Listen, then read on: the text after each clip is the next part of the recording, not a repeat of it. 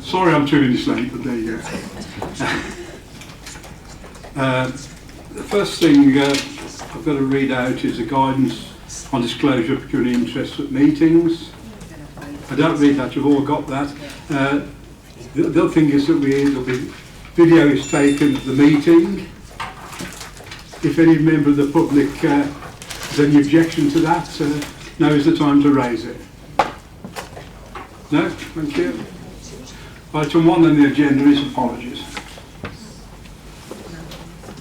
Malprice. We've got apologies for Malprice. Item 2 on the agenda, disclosure of pecuniary interest. Any member got any interest to declare? No, thank you. 3, the minutes of our last meeting, can I sign those to a record? All those in favour, please show. It's carried, thank you. Item 4, public question time. No? And scrutiny items, there's nothing for scrutiny. So we quickly move on to item 6, which is the Treasury strategy. Once again, we do this all the time. Once again, I'd like to congratulate our internal team on the way they manage our balances. They're getting considerable more than a lot of other investment income, so I think they should be congratulated. I think we should actually minute that down to give our staff the congratulations when they deserve it. It's a pretty straightforward paper. We've actually been through this quite a lot of times now, and this is just the update. Roger, do you want to speak to it? If I can, Chairman, it's just a quick question, and it may need a written answer, and that is on page 11 in 8.6. Reference is made about includes the debt transferred from Osler Street Borough Council and North Shropshire District Council.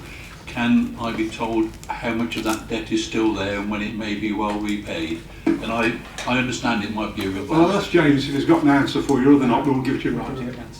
So we'll give you a written answer, is that okay? Yeah. Well, it's a pretty technical paper. We've got the recommendations in front of us. 2 and 2, 3.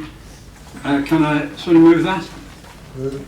Seconded? I'll second. All those in favour, please show. Right, carried, thank you. We now move on to item 7, which is the financial strategy. I find myself saying much the same thing every time we discuss this. We've gone through some difficult times. I think the future is very uncertain because we don't know exactly what 100% of business rate, etc., actually means. I think that the whole financial strategy is geared to keeping our services going until such a time as the situation becomes clearer to us. I think on top of that, of course, we've now got a new corporate plan. We've got a new industrial strategy. We've got a new IT strategy. We've got a new workforce strategy coming along. And if we really have a vision and a willingness to advance and make these things work, I'm sure they are going to alleviate some of our financial problems in the next 2 or 3 years. We are also lobbying government, the central government, quite a lot with the Local Government Association, the CCN, and our own personal visits. I've now met 3 ministers in the last 2 weeks, I think it is, where we're actually pressing firmly that they've got to address the situation about how we're going to address the elderly care, the resources necessary to do our statutory duty on elderly care. I have to say the message we get back from the ministers at the moment is I think they agree with us by the look on their face, but then they say we've got the 3-year strategy and they're going to look at the situation after the 3-year strategy. I did tell Marcus Jones that unless we start getting some satisfaction from ministers, I should want a meeting with Theresa May, because it's no good talking to people.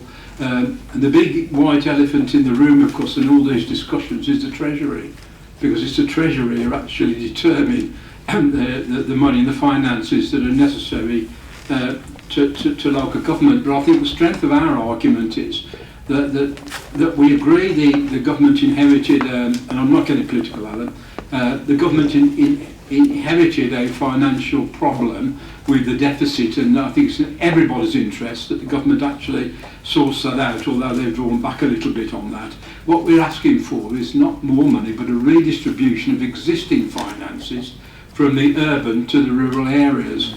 I actually said to Marcus Jones that actually a baby could see our argument. It was that simplistic, that a baby could actually see our argument, and he didn't actually disagree with me. But we go back to, there's a 3-year plan, and until that's run, that we're not going to be able to help out. But I think the financial strategy we've got is the right one. I think we fixed a budget now until 2020.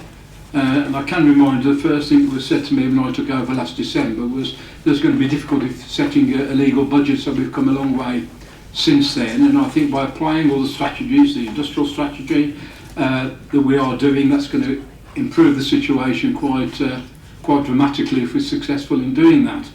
And of course we talked to the university, for instance, about how they can help us in with these problems, with the skills base and all those kind of things. So I'm quite content that the financial strategy is going in the right direction now. Can I move the recommendations in the first place? Will somebody second? Okay, Roger. Thank you, Chairman. No doubt we'll have a debate at Council when it's discussed, but I can't pick up from it what sort of precept the Cabinet is suggesting we should charge. Now, as I understand it, it was 4.99% was built into the strategy, but I couldn't see in the recommendations to Council what the precept recommendation is.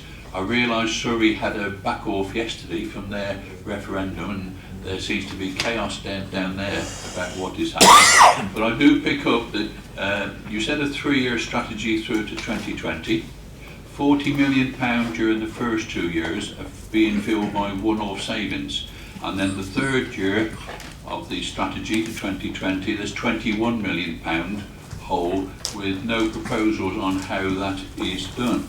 And I also see in 3.6, and I sympathise in some ways, but you and your group have had control of the station of this council since 2009, and partly the policies that's been adopted by the Cabinet over those 7-8 years has left the council where it is. And in 3.6 I note the last 5 lines in that where it says in future significant risk, insufficient controllable budgets, and it goes on, the council's funding position will become unsustainable. I do note that and that will become part of this paper, so it does concern me that we are like that. And then also in the final one, 7.1, where it looks at the questions that were asked as part of the consultation from this, just 49 responses received from over 300,000 electors. Is that really a consultation? And I see there was 18 or 29 supported one way or the other, the first 2 questions, 18 responses. Is that really a consultation on it? I'm not sure that it is, and surely we need to re-look at that and see how a consultation on a budget is carried out. Anybody would say that that is not a consultation with just that number. Something failed in it. But it does give me concern about it, and no doubt we can talk about it in the future. Thank you, Chairman. Thank you, Roger. I can confirm the strategy with 4.99%. We have to remember that 2% of that is what the government have very kindly given us to help us with that. 3.9. Oh, sorry, 3.99. 2% is the money that the government has very kindly left us precept to help with the elderly care funding, and the 1.99 is what is necessary, what we can do without actually having a referendum. We don't do chaos here, and I'm not going to comment on what's happening elsewhere, where in the country. We are not just sitting back and fixing a budget to 2020 and saying well, we just hope things get better. We are actually going to start formulating a longer scale budget from 20 and developing options there, because we don't know what the situation is going to be, neither does any other council in the country. But we're going to work out the options so we are prepared for whatever is thrown at us. The consultation, the opportunity is there for everybody to comment. We can't help it if people haven't commented. And I have to say, when in 2009, when we used to take the budget all around the county to public meetings, I doubt we got through to many more people then, because a lot of the people who attended those budget meetings were the same people, with either political or a financial interest in what was going on. We put it out there, we've looked for consultation, and it's up to people then to take that opportunity and make their views known to us, and we've taken on board those that have. Did you have another question? No, it was a mistake on my part, and I apologise for it. So we're going, or the Cabinet is proposing to go with the 3.99% and not take advantage of the extra 1% that the government does say that we could if the council was so minded.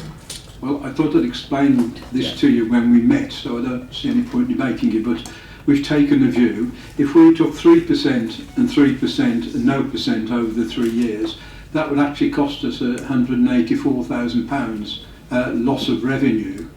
And because of our statutory reliance on using one-offs and capital receipts, it makes far more sense to go with the 2, because at the end of the 3-year period we will be £184,000 better off than we went with any other strategy. And I did actually tell the Minister that if ever I wanted to use an example about moving the deck chairs and the Titanic, that was it.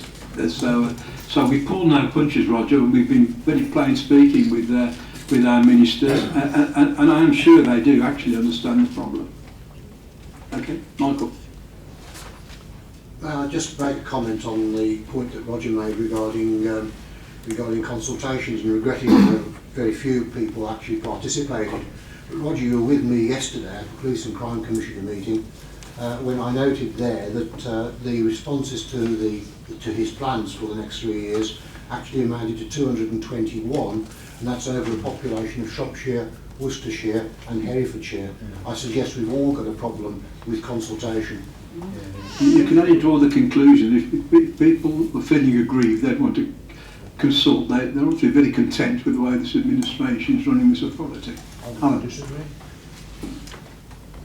Just on that point, I mean, perhaps that people recognise that their views and consultation exercises don't have all that much of an impact, and one only has to look at the swimming baths consultation in Shrewsbury to recognise that although 2,000 people voted by 68% to retain the baths in the town centre, that was completely ignored by the eventual decision that this cabinet came to.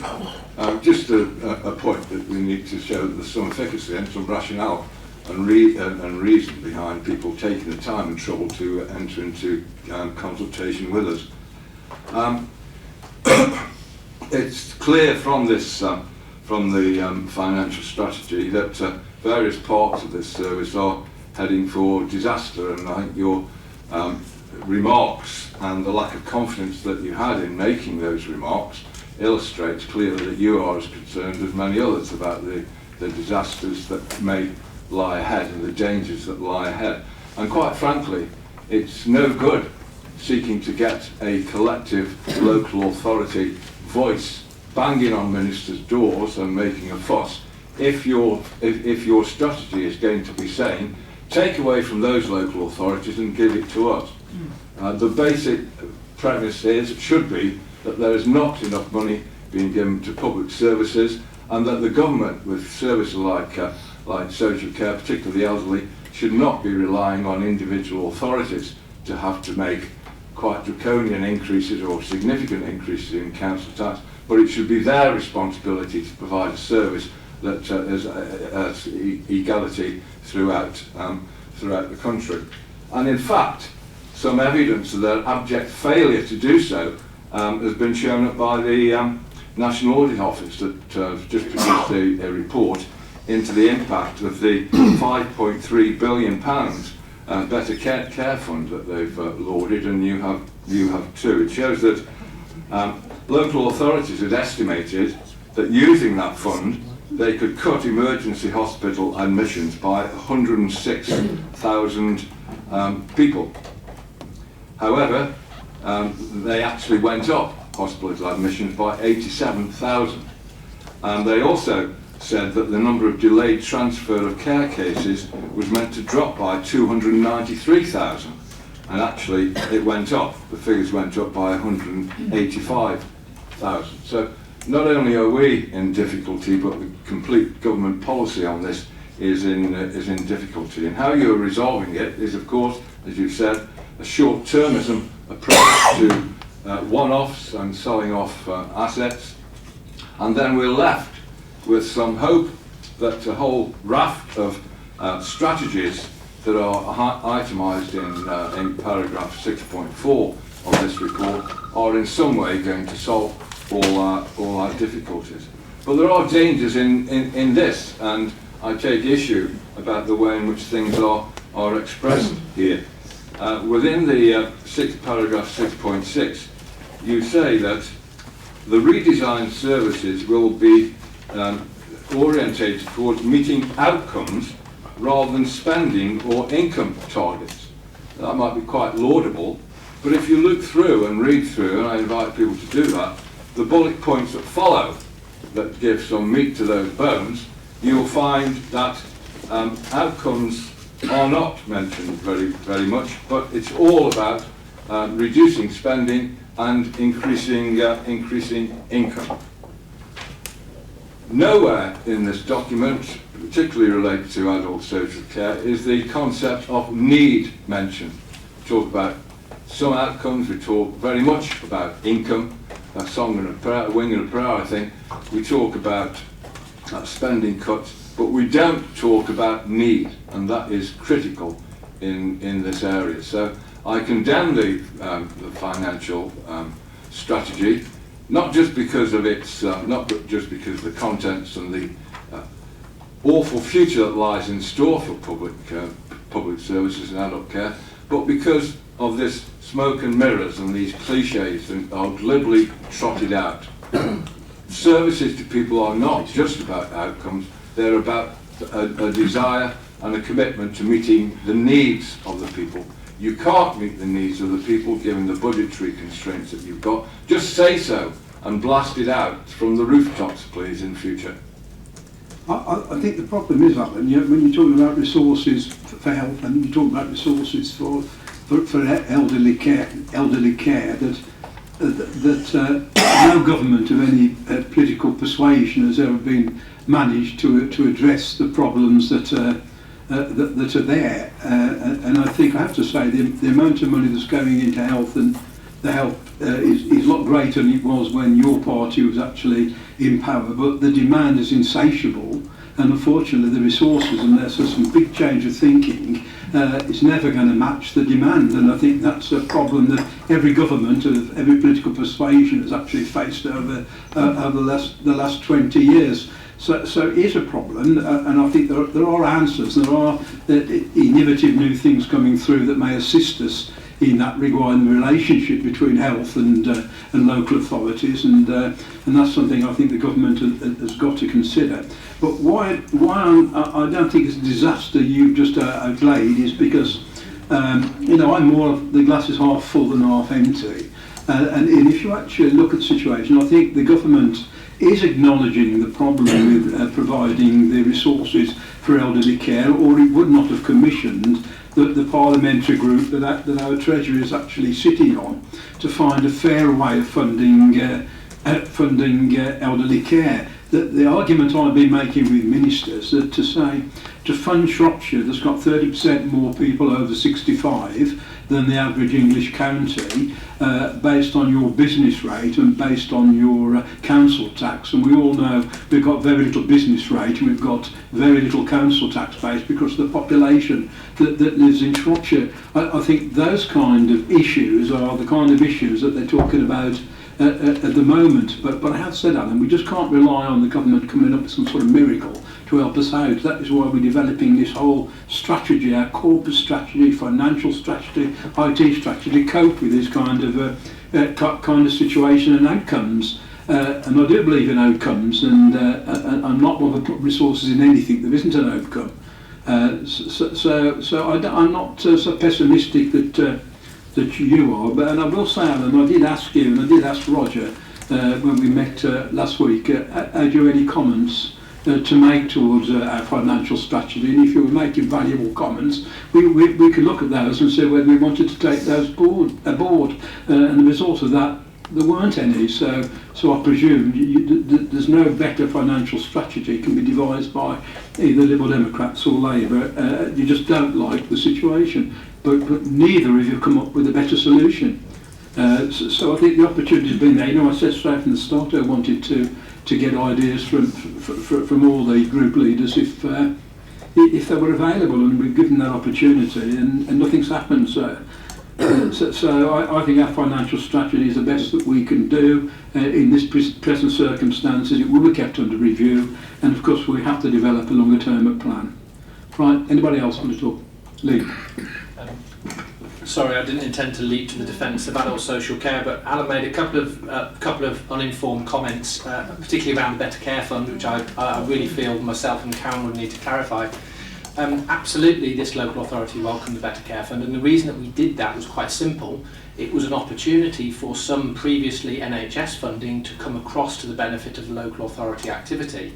And from our perspective, although we had reservations, because our view initially was that because the Better Care Fund in itself in Shropshire represented such a small proportion of overall NHS funding in Shropshire, we didn't feel that our NHS commissioning colleagues had enough skin in the game in terms of the money. So from their perspective, a bit of a sideshow. The other problem was that when the Better Care Fund was first launched, there was a proposal that there were going to be a wide range of metrics involved that the Better Care Fund was going to be measured against, some of which we felt were going to be supportive of our agenda from a local authority perspective. But when the final consultation was ended, the metric was extremely simple, and that was to reduce unplanned admissions into hospital. And what inevitably happened, and has continued to happen in the county, is that there has been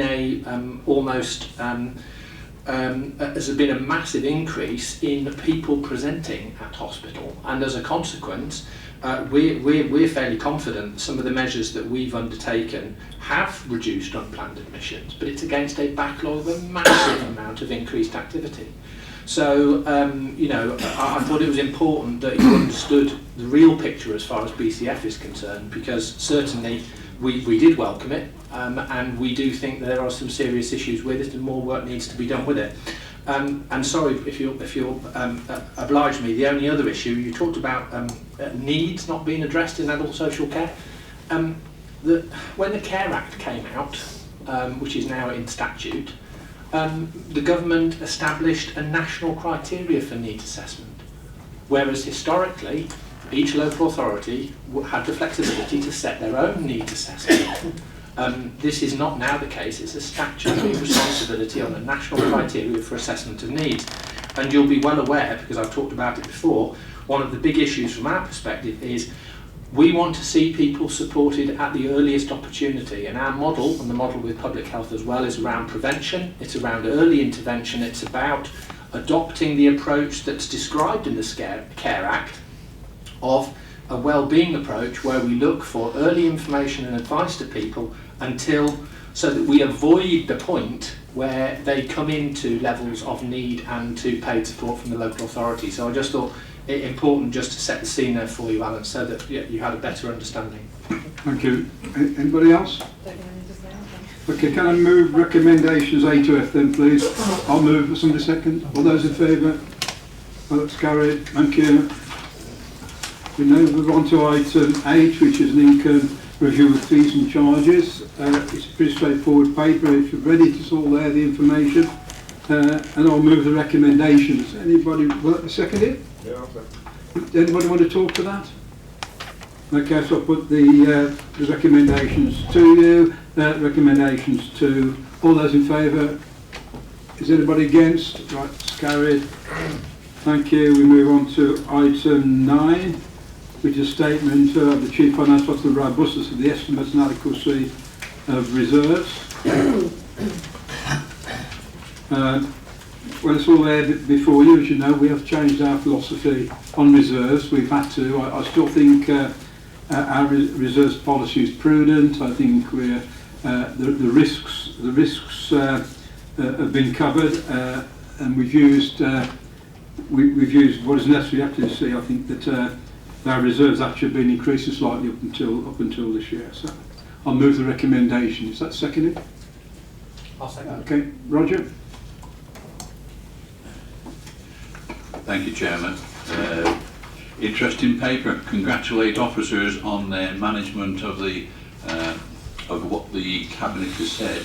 And I note that on page 8 or under 9.4, suddenly, quite suddenly, there's £5 million released from the general reserves because they're considered as not being wanted. So we've dropped from an £18 million, and the risk-based reserves are now only £13 million. But I also note in 2019-20, they suddenly jump up to £33 million. Before us today, or before you today, is the financial strategy till 2020, which is where you were saying. But by 2020, it's estimated that we would want £33 million at present into the reserves because of the policies which are being adopted and the risk that is associated with them. So we're using one-off reserves to plug the gaps for next year and the following year.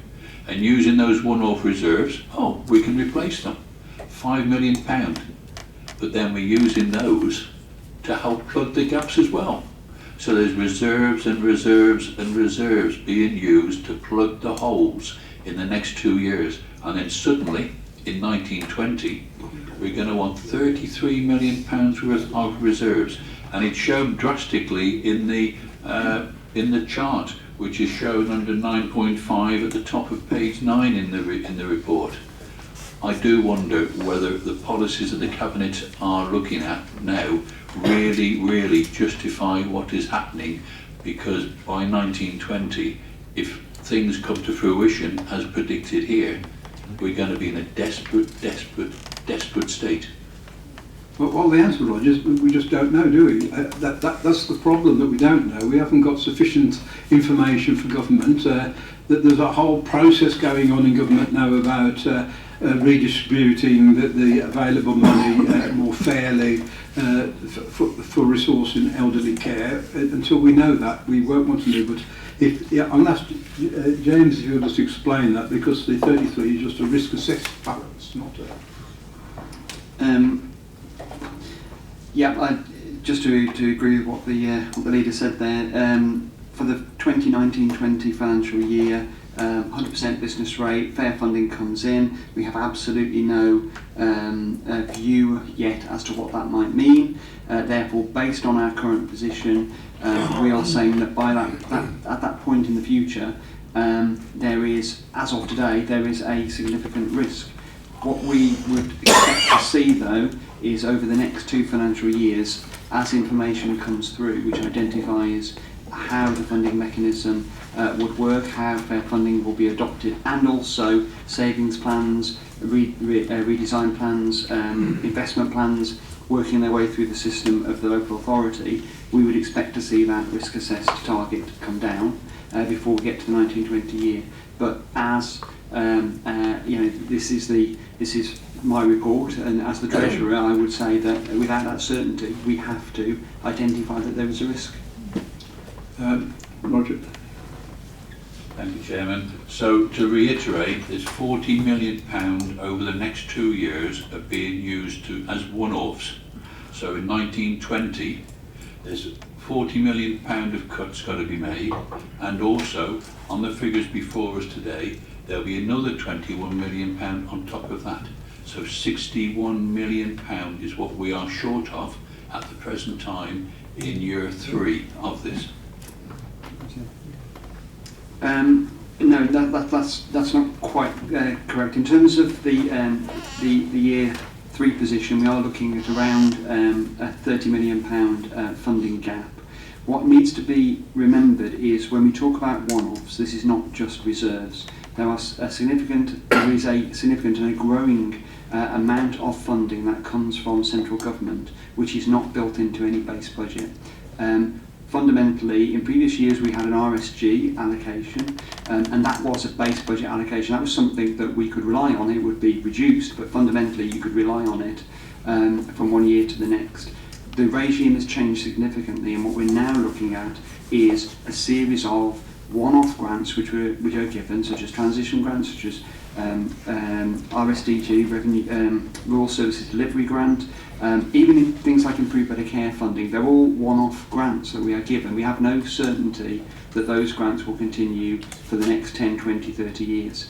Therefore, the gap is identified on the basis of what we're certain of and what we're not certain of. And the reality is the only thing that we're certain of is the council tax and business rate, because they're the things that are under our control. Therefore, we do have to have a gap that's shown, and we do have to show the one-offs that are used to fund that. And that's just trying to be open and transparent about the approach. We would expect some of those one-offs to continue, but until we have certainty of that, we can't guarantee that. So, Rural Service Delivery Grant has been guaranteed within the multi-year settlement for 4 years, so we're able to consider that for 4 years. We're not able to consider that in year 5 because we have no guarantees on that. I think the observation should be made, Roger, as well, that if your party is not supporting the use of prudent reserves to keep our services running, you can put an alternative at the council meeting. You can put the alternative that we don't use those reserves and we just close everything down. I mean, you're quite happy for you to do that if you want, because that's the alternative, is stopping doing a tremendous amount of what we do and what our communities expect us to do and want us to do. So by not using the reserves and one-off balances, the only other alternative is to go back to all the red savings that were identified, and I'd be quite happy if you put that forward as an amendment to the budget on Council Day. Anyway, anybody else? I was just waiting for Roger to reply. No reply, Council. I will reply, as I said before, the policies that have been adopted by you and the Cabinet around this table is placed us in the position we are. If I'd have been involved in making the decisions for 2009, we would not be in this position. Well, there's nothing I can do, Roger, I'm afraid, but you can put your amendment if you wish at the Council. He was part of the government in those days. Anyway, it's been moved and seconded. All those in favour of the recommendation, please show. That's carried, thank you. We now come on to the Estimate Collection Fund outturn. Well, this is again another technical paper. It's all before you. I'll move the recommendation. Is that seconded? Do you want to speak to Roger? Carry on, yeah. Thank you, Chairman. I don't know if you want to go on the lottery, but I would imagine some members around the table might feel a little bit lucky. You've not only got money coming from the £5 million from the General Reserve, which has suddenly been released, but also I see you've got £4 million from the estimated collection suddenly being released to assist in balancing next year's budget.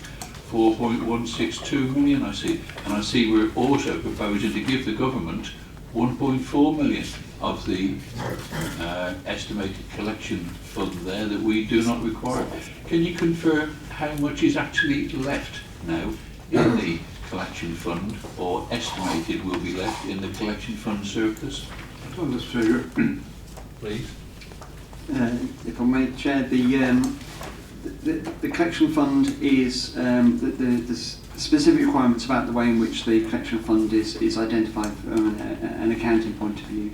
And each year you estimate what your collection fund will be for revenue, for council tax and business rates, and at the end of that, the difference between what you expected and what you actually have is then paid out to the major preceptors. Because business rates are 51% of that is paid, 50% of the business rates are paid across to central government, which then gets recycled back as things like RSG. Therefore, any surplus on that collection fund is also payable back to the Secretary of State. That only relates to the business rates element, and the other major preceptors receive an element of that. So effectively, each year, whatever the collection fund is, and we would hope it would be in surplus, because that means that the estimates that we've been building into the base budget were not overly excessive. Then that surplus gets cleared out each year, and then you effectively start afresh from the following year. And we would look at that surplus, and we would look to see whether our estimates of what should be being collected through the collection fund were perhaps too high or too low. So on that basis, you'd expect our percentage collection rate to be slightly increased on the back of the surplus being delivered. Can you confirm if there will be anything left into the collection fund after this money has been taken out, please? So just to reiterate, we clear the collection fund out each year. So this takes the collection fund effectively down to zero, and then you start the next year afresh. Well, that's a really good one. Yeah. In previous years, we've always carried forward, besides the rate appeals one, there has been money carried forward from other things, I thought, in previous years, just to give that balancing out. So what we're saying is that the estimated collection fund is going to be zero for next year. There is always an allocation for provisions that are necessary, that are detailed in the report, which is just around appeals for non-collection and these sorts of areas. We had a significant reduction in the appeals value that we put in, which has helped to generate some of the surplus this year. So yes, there will always be balances relating to the necessity to write off debt or to pay out appeals. Those are split 50-50 between the government and us, depending on whether it's business rate or council tax. So there will technically be elements within that, but fundamentally the cash that comes in that is available is cleared out every year. Okay, anybody else want to speak to that?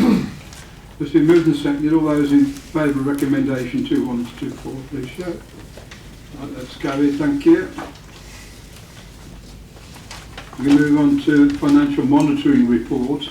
You'll see from this report now that we're bringing together revenue and capital monitoring. They're so interrelated it absolutely makes sense to do that. And the evidence cover suggests that most of the savings we said we would generate, we are actually generating. We've got a high degree of certainty that we're actually going to do that. Roger.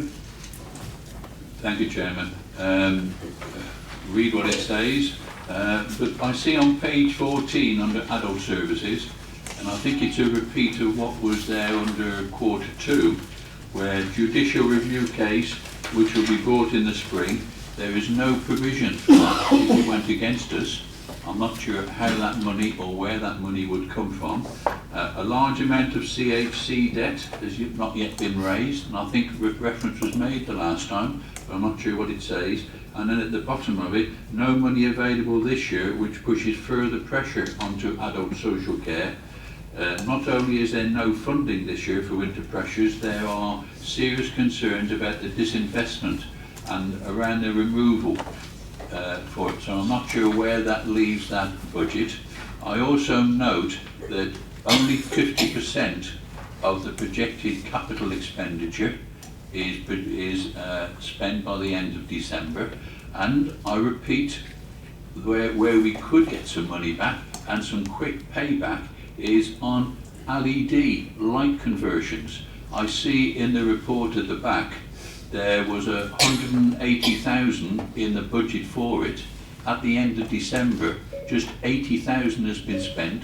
So during January, February, March, unless the work has already been done and no invoices received, and I hope we don't have a repeat of the broadband fiasco over the phase 1 there, but there's £100,000 to be spent on LED light conversions in the next 3 months, and columns, lighting columns, £249,000 spent, with another £625,000 in this year's budget. If we want to invest to save, LED lights is the way to go forward.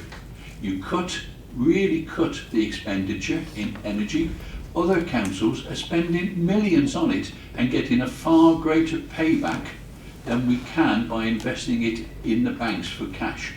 Congratulate our Treasury team, nearly 0.5% return, yes. But if we invested it in LED lights, we would be doing what Staffordshire is doing and all the others, and what some of the parishes have done in Shropshire. They have seen, and excuse the pun, they have seen the light and they are converting and they are gaining the efficiencies now. Shropshire Council hasn't. Yeah, Probably George, and I will say one of the first things we did was to prioritise capital for revenue generation. So LED lighting, as Rosie, as you say, would fit into our philosophy to do that. So I'm going to ask George now actually what the situation is. So we're in year 2 of a 5-year programme. We've already converted about 11% so far of our lights, and we're also replacing the lamp columns as well that you're referring to, Roger.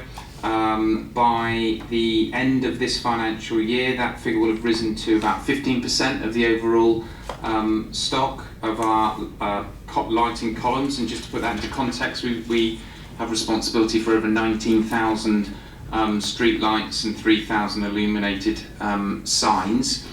Not insignificant, and we will continue on that journey over the next 3 years. So Shropshire Council already made a commitment 2 years ago, recognising the value of investing into LED lighting. We're on a 5-year programme. There's only so many. It has to be done in a staged and managed fashion, and we have to be cognizant of the communities where we're changing some of those lights because of the light pollution potentially in certain areas. So we need to be mindful of those communities that we're serving when we're doing these changes, and it needs to be done in a managed fashion using the contractors that we've got. So please be reassured that we're very much on that journey around sustainability. I can assure you that, Roger. One of our criteria of our philosophy is to change capital into revenue. You want to come back? Other authorities are doing it as ASAP as soon as possible, so they're doing it in a 1-year or 2-year programme. And as far as, with respect, George, as far as light pollution goes, LEDs create less light pollution than do others. It is a more focused beam, as can be seen in at least one of the parishes in my area which has adopted it, and another parish which is in the process of adopting it. And the one of the parishes, you can see yellow lights, which is still Shropshire Council lights. All the lights which are controlled by that parish council are now white lights, which they put into operation, and they are now saving money. I'm conscious, Roger, that we are moving away slightly from financial monitoring. What I can say is what you have said. I wouldn't disagree with returning capital into revenue. Perhaps we can have another discussion on that particular aspect of it. Well, it's been sorry, Lee. Roger asked about the lack of diligence on the Doles judicial review. The court case is coming mid-March, so there will be an outcome for that. We feel, and Council's view was, that we had a strong case to present to government to challenge on this based on the unfunded burdens regime, and we're sharing the risk across 4 other local authorities who all agree with us. So I think although clearly there is a risk, we have taken that into consideration, and we feel our prospects of success are very good. You mentioned CHC debt. I'm pleased to say that there was a meeting yesterday, which the outcome of which isn't reflected in these papers, but some good and encouraging news as a result of a meeting around CHC debt yesterday, which we can no doubt provide you with an update with. And you mentioned about our concerns around disinvestment. The concerns around disinvestment reflect our concerns across the system. So these aren't disinvestments that we as a local authority are taking. These are disinvestments being made by our partners because of their position under directions. And so these aspects across a complex system represent additional risk and complexity into the system, which it would be completely irresponsible of us if we didn't reflect those in the paper. Okay. Well, I'll move then from the recommendations A to E. Is that seconded? Yeah. All those in favour? That's carried, thank you. We move on to item 12, Treasury Management Update. I think this is covered in a lot of other papers, and we've already congratulated our Treasury team on what they're actually doing with it, with the money we've got. So I'll move the recommendation 2-1. Is that seconded? Does anybody want to speak to this? No, all those in favour of the recommendation, please show. That's carried. Thank you. We now move on to paper 13. This is Community Right to Challenge, expression of interest in future delivery of library service. That's me. Yes, you have, colleagues, in front of you paper which outlines Community Right to Challenge, expressions of interest for the future delivery of library services in Church Stretton. Straightforward paper. If you go to the virtually to the end of the paper where it says Shropshire Council has received 2 expressions of interest to run the library services in Church Stretton. Both expressions of interest have been reviewed and considered by council officers to establish whether they meet the criteria for acceptance. Clarifications on certain aspects of each expression of interest was sought and responses received. Both expressions of interest meet the criteria for acceptance. Shropshire Council must now run a procurement exercise in which any organisation could bid to take up the operation of the service, and poignantly, all information included in this process must be kept confidential, only for the recipient's knowledge. No information in discussions connected to this process may be disclosed to any other party without written authorisation. I say a straightforward paper which outlines an expression of interest, so I will move recommendations A and B. Is that seconded? Right, Roger? Only a quick one, Chairman. I see on B that all future decisions are delegated, and I recognise the last paragraph in this report, which reiterates the confidential information. But will it come back to Cabinet at all for any decision or comments, or not? I would hope that it will come back to Cabinet in some form before a final decision is made, rather than decisions being totally delegated. I'm not sure what that actually means. It will come back to Cabinet, Roger. Thank you. Okay. It's been moved, seconded. Is there somebody second that? Right. All in favour? Right, it's carried. Thank you. Move on to item 14, David. Yes, thank you, Chairman. This is a short item to do with it's the annual review of determination of admission arrangements. You'll see from the recommendations that there are actually 3 recommendations. There are a very small number of changes. One of them is the bringing together of the Hope, Worthing and Westbury primary school areas that Cabinet have already considered and approved. There is one which is the rationalisation of the catchment area to straighten up the boundaries, and the other one is a reduction of 1 in the number of St Giles primary school. There has been no, as far as I'm aware, no controversy about these, and I know the recommendations. Is that seconded? I'll second. Does anybody want to speak to this? It's been passed and seconded. All those in favour of the recommendation, please show. Anybody against? Right, that's carried. Thank you. Move item 14, determination of admission arrangements. Have we just done that? The social value charter. Social value charter. Michael. Thank you, Chairman. The report before you is fairly straightforward. The Social Value Charter for Shropshire. The Social Value Charter for Shropshire has been developed in conjunction with colleagues from the CCG, voluntary and community sectors, Police and Crime Commissioner and others on the Shropshire Value Group. Our colleague Lee Chapman has ably chaired this group since inception. The Public Services Social Value Act 2012 placed a requirement on all public bodies to consider how they may improve social, economic and environmental outcomes in their area and how to secure this through their procurement activity. We've been active in Shropshire to develop an approach to securing social value through the procurement activity of the Council, the CCG and housing associations, in addition to and also to communicate the benefits to provider organisations in the private and VCSE sectors. The Shropshire Social Value Group has developed a Social Value Charter for Shropshire, which is intended to be a voluntary commitment on the part of public bodies, provider organisations and any other business, community or voluntary organisation operating in Shropshire to work to the Charter principles of 1. Supporting the Shropshire economy, 2. Promoting well-being in Shropshire and 3, Shropshire being a great place to live. Having completed the 12-week period of engagement with stakeholders and around these charter principles, the results show support for a voluntary charter. The next stage will be for members of the Social Value Group to adopt the charter. For Shropshire Council, this will amount to a commitment to embed social value in our commissioning strategies and plans, incorporate appropriate and proportionate social value requirements which reflect this charter in our procurement, contracts and grants documentation. And lastly, to capture data and intelligence which demonstrates the social value generated through our commissioning and procurement activity. I move the recommendations in the report as set out in paragraph 2. So seconded. Seconded. Okay, anybody want to speak to that? Lee?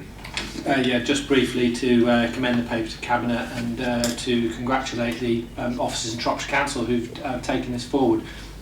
I'd just like to say briefly, social value could very easily in Shropshire have become a box-ticking exercise based on some central need for us to respond to the Act.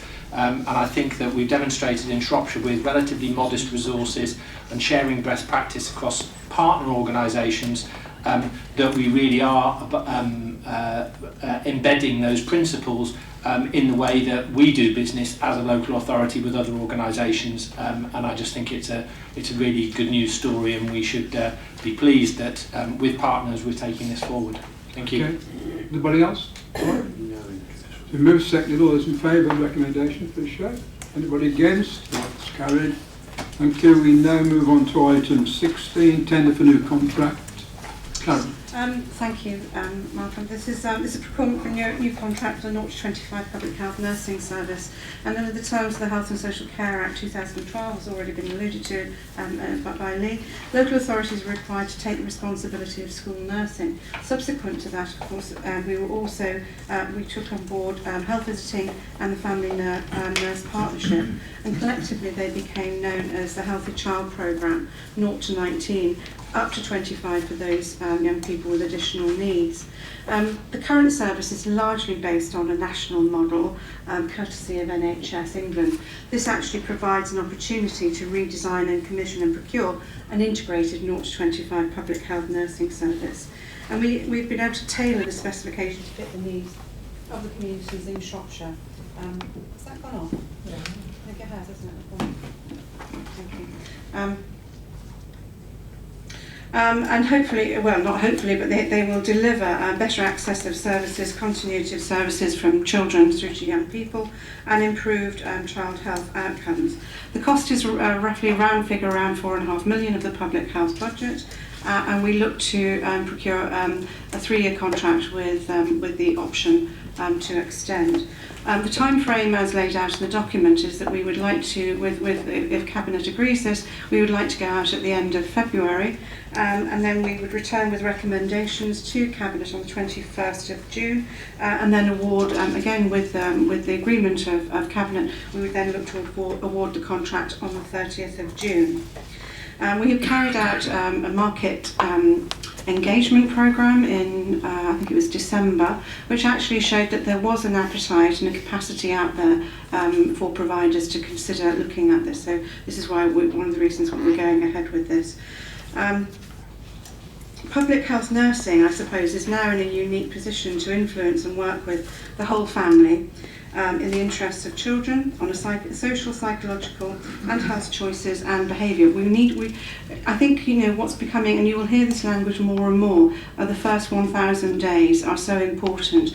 And Alan, you talked earlier on about how do we turn the tide around this wave that's going in and accessing our acute care. Well, the first step is obviously around actually addressing the needs of the young people and educating them and ensuring their first 1,000 days are the best 1,000 days that will then lay the foundation for better health.